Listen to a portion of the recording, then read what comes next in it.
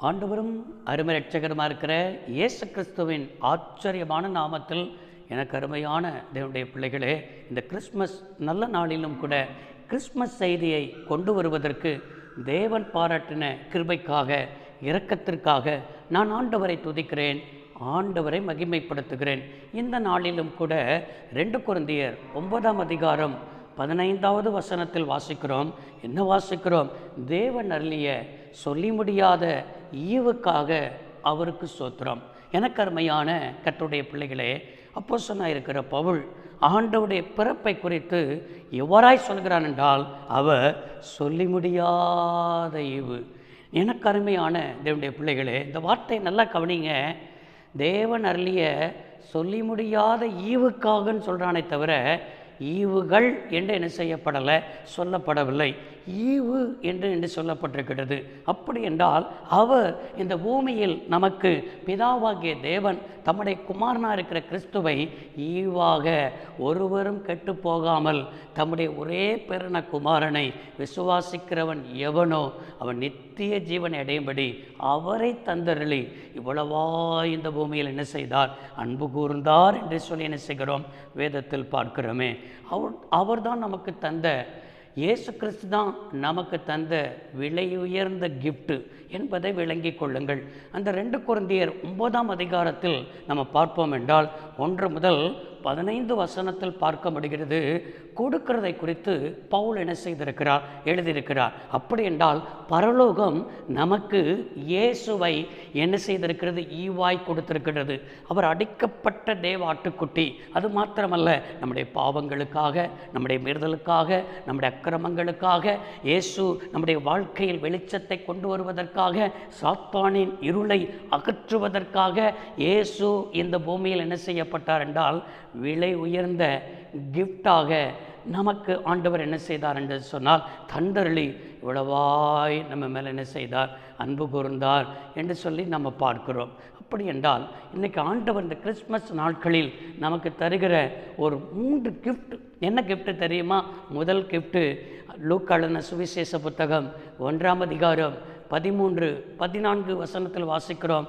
பயப்படாதே, உன் வேண்டுதல் உனக்கு கேட்கப்பட்டது, உனக்கு சந்தோஷமும் மகிழ்ச்சியும் உண்டாகும் என்று சொல்லி அங்கே சகரியாவுக்கு கர்த்தருடைய வார்த்தை கடந்து வருகிறது.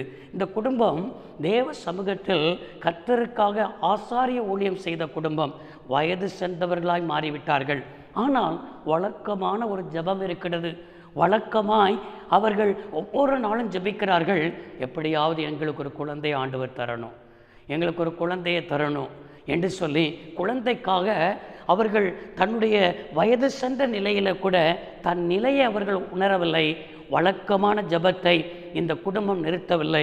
இதுவரைக்கும் உன் வாழ்க்கையில் எதற்காக நீ வழக்கமாய் ஜெபித்து கொண்டிருக்கிறாயோ, வழக்கமாய் ஜெபம் பண்ணிக்கொண்டே இருப்போம், ஆண்டவர் என்றைக்காவது ஒரு நாள் அற்புதம் செய்வார் என்று சொல்லி உன் வாழ்க்கையில் ஓடிக்கொண்டிருக்கிற சகோதரனே, சகோதரியே, உன் குடும்பத்தை பார்த்து தான் கர்த்தர் சொல்கிறார், உன் வேண்டுதல் கேட்கப்பட்டது. இதுதான் உனக்கு இந்த கிறிஸ்மஸ் நாட்களில் ஆண்டவர் தருகிற மிக பெரிய கிஃப்ட்டு. அது மாத்திரமல்ல, சந்தோஷமும் மகிழ்ச்சியும் உண்டாகும். இன்னும் ஆண்டவர் சகரியாட்ட சொல்லுகிறார், அவன் பிறப்பின் நிமித்தம் அநேகர் சந்தோஷப்படுவார்கள். இந்த நாட்கள் கிறிஸ்மஸ் நாட்களில் சந்தோஷம் இல்லாமல் இருக்கிறீங்க பார்த்தீங்களா, சமாதானம் இல்லாமல் இருக்கிறீங்க பார்த்தீங்களா, வேதனையோடு கூட இருக்கிறீங்களா பார்த்தீங்களா, உங்களுக்கு மகிழ்ச்சியை கர்த்தர் தருகிறார். உங்கள் வேண்டுதலை தேவன் பதில் தருகிறார். 2வது ஆண்டவர் தருகிற கிஃப்ட் என்ன கிஃப்ட் தெரியுமா? மத்தேயு எழுதின சுவிசேஷ புத்தகம் 1ஆம் அதிகாரம் 21வது வசனத்தில் வாசிக்கிறோம். அவள் ஒரு குமாரனை பெறுவாள், அவருக்கு இயேசு என்று பெயரிடுவாயாக. அவர் தமது ஜனங்களின் பாவத்தை நீக்கி ரட்சிப்பார்.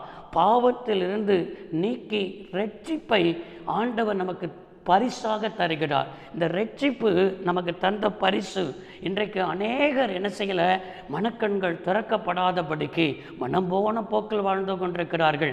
தேவன் அல்லாததை தெய்வம் என்று சொல்லி நம்பிக்கொண்டிருக்கிறார்கள். ஆனால் எனக்கு அருமையானவர்களே, நம்முடைய வாழ்க்கை எப்படிப்பட்ட ஒரு வாழ்க்கையாக இருந்தது, அலங்கோலமான வாழ்க்கையாக இருந்தது.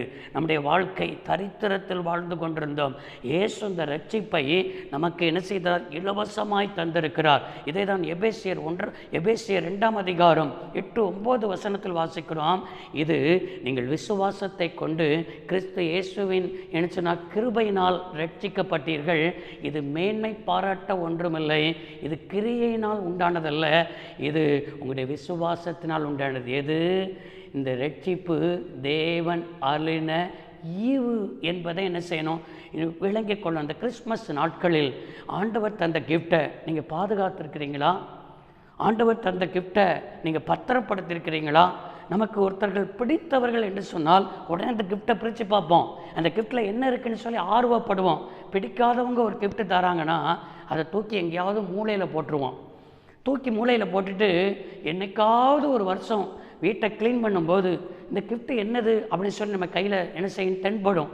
அந்த கிஃப்டை பிரித்து பார்ப்போம், என்ன இருந்துட போகுது, என்ன கொடுத்துருக்க போகிறாங்க என்று சொல்லி பிரித்து பார்ப்போம். ஆனால் அந்த கிஃப்டில் ஒரு 10 பவுன் நகை இருக்குதுன்னு வச்சுக்காங்களேன், எவ்வளவு சந்தோஷப்படுவோம். ஐயோ, இந்த கிஃப்டை இதுவரைக்கும் மூலையில் தூக்கி போட்டிருக்கிறோமே, இந்த கிஃப்டை தூக்கி கொண்டு என்ன செஞ்சிட்டோம், நம்ம எவ்வளவு கடனில் கஷ்டப்பட்டோம், எவ்வளவு தேவைகளுக்காக கஷ்டப்பட்டோம், இந்த தேவை அந்த தேவைன்னு சொல்லி எவ்வளவு கண்ணீர் வடிச்சிருக்கிறோம், இந்த விலை உயர்ந்த கிஃப்டை தூக்கி மூலையில் போட்டுட்டோமே என்று சொல்லி நமக்குள்ள வேதனைப்படுவோம் அல்லவா? அதே போல விலை உயர்ந்த கிஃப்ட்டு இயேசு கிறிஸ்து, அவர் தருகிற ரட்சிப்பு. இந்த ரட்சிப்பில் ஆசீர்வாதம் இருக்கிறது, இந்த ரட்சிப்பில் சுகம் இருக்கிறது, இந்த ரட்சிப்பில் மேன்மை இருக்கிறது, இந்த ரட்சிப்பில் ஐஸ்வர்யம் இருக்கிறது, இந்த ரட்சிப்பில் எல்லாமே இருக்கிறது. இந்த ரட்சிப்பை காத்து கொள்ளுங்கள். சிம்சோனுடைய வாழ்க்கையில் கர்த்தர் எப்பொழுதும் இருக்கிறதை போலவே நினச்சான். ஆனால் பாவத்தில் விழுந்தான். அந்த பாவத்தில் விழுந்து கிடக்கும் பொழுது ஒரு நாள் பெலிஸ்தியர்கள் வருகிறார்கள். எல்லா நாளை போல பெலிஸ்தியரை மேற்கொண்டெல்லாம் நினைக்கிறான். ஆவியானவர் அவனை விட்டு விலகினதை சிம்சோன் அறியாதிருந்தான். இன்றைக்கும் வாழ்க்கையில் கிறிஸ்மஸ் நாட்களில் தேவன் உன்னோடு இருக்கிறாரா இல்லையா? ரட்சிப்பை காத்து கொண்டிருக்கிறாயா? அவர் தந்த கிஃப்ட் ஒன்றை இருக்கா? நீ சோதித்துப்பார். 3வது கர்த்தர் தருகிற கிஃப்ட்டு லூக்கா 1:48 வசனத்தில் மரியாள் சொல்கிறதுக்கு வார்த்தை, இது முதல் எல்லா சந்ததியும் என்னை பாக்கியவதி என்பார்கள். பாக்கியவதி அப்படின்னு சொன்னால் நம்முடைய வாழ்க்கையில் அவளை போல ஒரு அதிர்ஷ்டசாலி இந்த உலகத்தில் யாருமே இல்லை. அவளுக்கு தந்த நிம்மதி, அவளுக்கு தந்த ஒரு இளைப்பாறுதல் பாருங்க. இளம் பெண்மணி ஒரு 14-15 வயதில், ஒரு இளம் வயதில் இயேசுவை சுமக்கிறாள். அந்த இளம் வயதில் இயேசுவை சுமந்து அவள் முழு உலகத்துக்கும் தாயாக, பாக்கியவதியாக கர்த்தர் அவளுக்கு ஒரு இளைப்பாறுதலை தந்தார். இதுதான் ஆண்டவர் தருகிறதான 3வது கிஃப்ட். உன் வாழ்க்கையில் நிம்மதி இல்லாதபடி இருக்கிறாயா? உன் வாழ்க்கையில் சமாதானம் இல்லாதபடி இருக்கிறாயா? என் ஆண்டவர் சமாதானத்தை பிரபு, என் ஆண்டவர் அற்புதத்தின் தேவன்.